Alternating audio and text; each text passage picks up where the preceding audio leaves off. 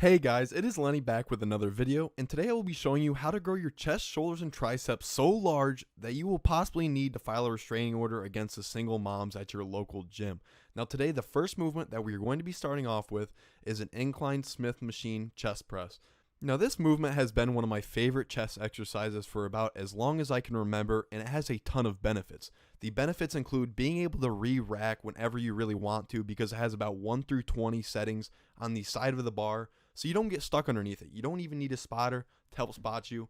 And this gives you the ability to push past failure and, get the most out of your sets. And if you're not getting the most out of your sets, you're not doing enough. So as we get into our first working set of incline Smith machine, I am really just truly worried about pushing some heavy weight in about the 8 to 15 rep range and making sure that I fail. I'm making sure that all my repetitions look the same, even when I get deeper into the set, to ensure that I'm breaking down the muscle fibers, I'm getting the most out of my set, and I'm keeping tension on the muscle even when I'm getting towards the end and I can barely even press through the reps. Now, when I mentioned to you earlier about how the Smith machine has benefits and that you can re-rack basically whenever you want to, I'm going to be showing you an example at the end of this set.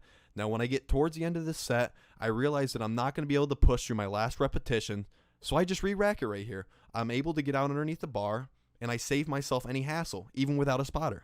Now I cut this second working set at about the 3rd repetition, and I show you all the way about to the 7th or 8th repetition until I drop set and I go to about 1 plate on each side. I know that I'm not going to be able to press this heavy of weight for enough reps that I want to be able to break down the muscle with, so I'm immediately flipping off the 25s and I'm getting right back under the bar to keep tension, wasting no time getting right back at it. And you can see once I start getting towards the end of this set, I know that I'm not going to be able to get full repetitions. I know they're going to be about all partials, but I don't care if they're partial reps. That is still keeping tension on the muscle, and it is still going to give me the ability to break it down, and is going to give me the ability and the option to grow. So that is what I am looking forward to. Now the next movement that we are getting into, we are sticking with another incline based movement to help grow that upper chest. I am doing a light warm-up set right here, but we already really warmed up with the Smith machine, so I knew I wasn't going to have to do that extensive of a warm-up, and we're getting right into our main working sets. I slap a 35 on each side and also a plate, and we get right into it. I'm pressing with the same intent as the Smith machine. I'm making sure that I am pressing in the hypertrophy based rep range, anywhere from really 8 to 20 reps I consider hypertrophy. I'm pressing with the same intent, like I said with the Smith machine, slow, controlled, and the reps look the same even when I'm getting deeper into the set. You can see that I am going balls to the wall.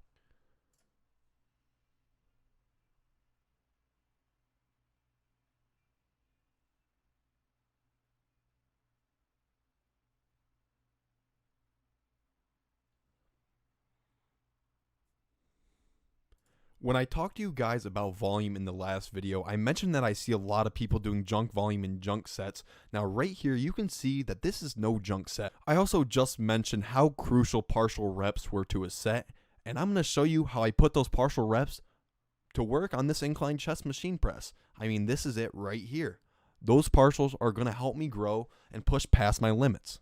I think it does take a bit of time to master what a true failure set is and what partials are and how to conduct them. But once you start getting into this training style, you will be able to, perform it yourself and be able to see the results. Now on to the next movement. We are performing a dumbbell lateral raise. One of my favorite movements for growing some absolute cannonball delts. There's no better movement in my opinion other than maybe a cable lateral raise. And the only reason why I would put a cable lateral raise in front of a dumbbell lateral raise is just for the fact that it provides a little bit more tension throughout the movement, because you can see with a dumbbell, we're not getting that tension at the bottom of the movement. You can see that most of the tension when I'm going through this movement is at the top of the movement where my muscle fibers are just completely being burned out and used. You can see them flickering and firing off every time that I'm getting past that partial area. The only possible con that I would have of this movement is if you are a beginner lifter, it is pretty hard to imitate those partial reps and know how to lateral raise in a correct position. This is one of those movements that I see in the gym with a lot of people doing the movement wrong and outright just having a really high risk of injuring themselves, and I don't like to see that. I like to see people doing a movement with correct outcomes and seeing results. You can see right here that we are not lateral raising in the front position and not directly out to the side. We are coming right into the middle of that and lateral raising in a position that keeps our side delts engaged throughout the whole entire movement, even when we are at a partial rep. But like I said earlier though, there's really no other movement that you need to do for your side delts if you want to grow some absolute cannonballs for delts. So if you stick with this movement and you master it, you're on the right road to success. Now to recap the amount of working sets that we've done for each muscle group, we've done already 4 working sets for chest and only 2 working sets for shoulders. Now this movement is going to be primarily a lower chest movement. We are doing a front facing forward dip.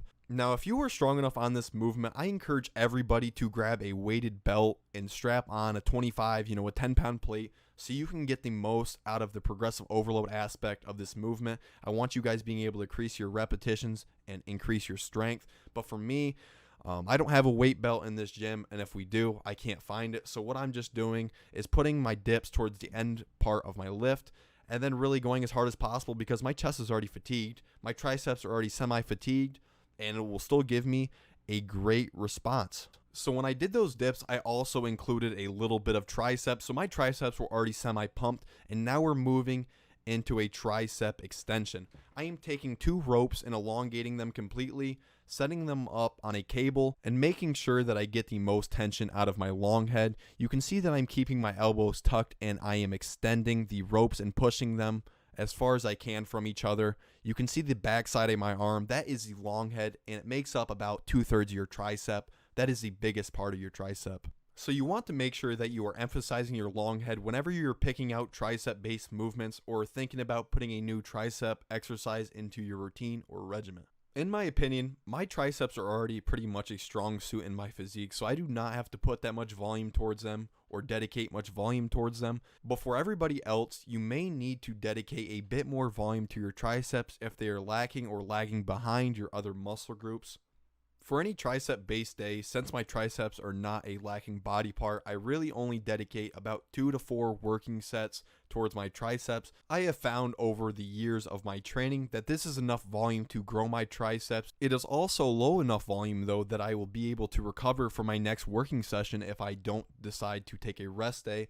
I have found that I can honestly train 3 days on, not take a rest day in between, and go another 3 days if I'm doing low enough volume, making sure my sleep is on point, and making sure that my food is on point, having everything in my regiment scheduled, and getting after it every single day. And now, it's that time. I just want to thank everybody that viewed and commented, liked the first video. You guys are amazing. It did a lot better than I expected.